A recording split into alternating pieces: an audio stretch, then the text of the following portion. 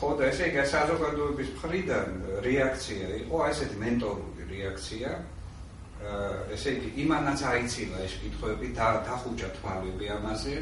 ესე იგი ჩათვალა რომ შეკითხვის დასმა უზნეობა და ძალიან ზნეობრივია პრობლემების მიჭყვავა და დამალვა და ძალიან ზნეობრივია როდესაც აი ამ ესე იგი რაღაცა საზოგადოების ნაწილს რომელიც არც არის ფაქტობრივად ვიღაც მარგინალები ალბათ არიან არ ვიცნობთ არც ერთის გვარს მაგალითად არ არის იქ ხელი არ აქვს მოწელილი ნალი ბრეგვაძეს ვთქვათ ხო და ვიღაცებს ხო, ამიტომ ესე იგი შეიძლება ამათ ვასწავლო ჭკუა.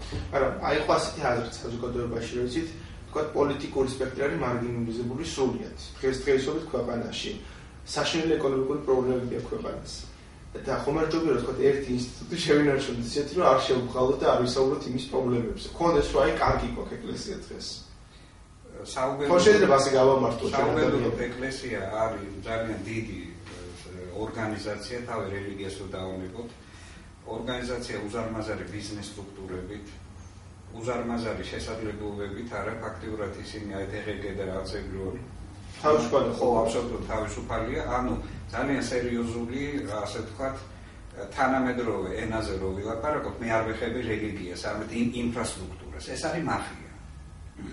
იმიტომ რომ როდესაც შენ არ ეხდი დღეგს, როდესაც არ ახარ გამჭვირვალე შენი ბიზნესით. არა, მაშინ ამას ქვია, აი ესე იგი ჩვეულებრივ სახელმწიფოს შესახებ მეცნიერებები რო არის და ეკონომიკა თუნდაც არა, მაფიური სტრუქტურა.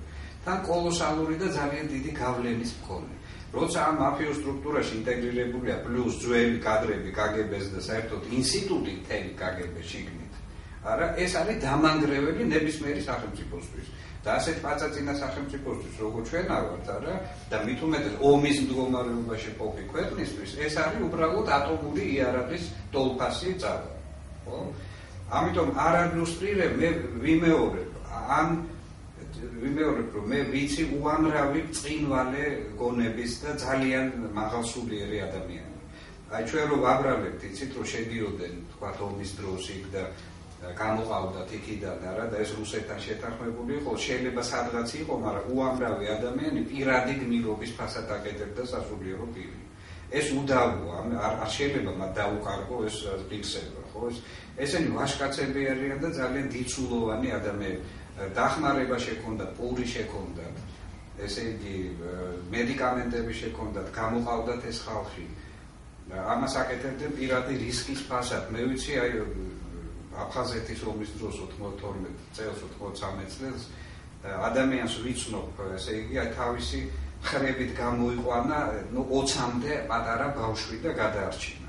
უამრავი ადამიანი თქვათ, აი დამალა თავის ეკლესიაში, იმიტომ რუსები არ ესროდნენ აი იმ ეკლესიას. თუმცა ესროდნენ, მაგრამ რატომღაც აი მომენტში არიდეს და ესე იგი გადადა, იქ იყო უამრავი ხალხი და ღამე გამოაყარა და გადაარჩინა. რა ესე უამრავი ასეთი ამიტომ ჩვენ არ შეიძლება დავუყარგოთ ადამიანებს, არა, ეს ნამდვილი ქრისტიანები არიან, იცით, ესე იგი და როგორ ასეთი უამრავია ეკლესიაში, ჩვენ მათთან არა მადლობის მეტი არ გვაქვს საქმე. მაგრამ აი ეს ესე ნუ თუ მათ თვითონ არ სვამენ შეკითხვას და არ ხედავენ, უზარმაზარ ძალიან კარგად იციან ხო ეს რა, ჩვენზე უკეთეს. ესე იგი შიშია. ესე იგი რაღაცა რიდია, ესე იგი იმის რიდია, რომ ამით ხომ ეკლესიას თქვათ არ დავაგლებთ რაღაცას და არ გავანადგურებთ ბოლომდე ერთადერთ ეროვნულ როგორც მათ წამთ არა ინსტიტუტს, ხო? რაღა ეროვნული ინსტიტუტია თუ კი KGB არის შიგნით და მაფია. ამაზე ხო ვაბარგია. ესე იგი ჩვენ თუ მოვახერხეთ და დავსვით ეს შეკითხვა და რაღაცნაირად აყვა არა ამაში საპატრიარქო და ესპინული დაიძრა რა ჩვენ მივიღებთ მართლა ძალიან სერიოზულ, ასე ვთქვათ, ძალიან სერიოზულ პროგრესულ და კულტურულ ფენომენს ეკლესიის სახით ქართულის. და კიდე ერთი მინდოდა მეთქვა რომ მიცით რა ეს მემკვიდრეობა არა 53 წელს შეიქმნა ფაქტობრივად ჩვენი ეკლესია. და ესე იგი აი მანამდე რა იყო? მანამდე იყო წითელი ტერორი. ესე იგი განადგურება ეკლესიების მოკლა, ესე იგი ყველაზე გამოჩენილი სასულიერო მოღვაწეების არა პატრიარქების დევნა, ქართველების და რუსების არა უამრავის. რა იყო მანამდე წითელ ტერორამდე? იყო რუსული ეკლესიის დიქტატი. ნამდვილი ქართული ძირები საეკლესიო არის საშუალო საუკუნეები, ეს არის აკადემიები სასულიერო. ეხლა იმხელა, იცით, იმის აღდგენა იმ კულტურის და იმ სულიერების, რაც აი სასულიერო აკადემიებში ქონდა ჩვენ, თუნდაც ფილოსოფიური არა, თეოლოგიური, პეტრიწონის ესე იგი მთელ მსოფლიოში არა, იერუსალიმში ცენტრით და ასე შემდეგ, ეს იყო უდიდესი კულტურული და ფილოსოფიური და საერთოდ ესე იგი ისეთი ფენომენი არა, ეროვნული ეკლესია, მაგრამ იმ ეკლესიასთან ჩვენ კავშირი რო არ აქვს, ჩვენ გვაქვს რუსული ეკლესია. და უფრო ზუსტად 53 წელს შექმნილი ეკლესია, ხო? ანუ მთლიანად KGB სტრუქტურა. და ამიტომ თუ იცით რაღაც მემკვიდრეობაზეა ლაპარაკი, ეს პიროვნებები ატარებენ ამ მემკვიდრეობას და არა სტრუქტურა, ხო?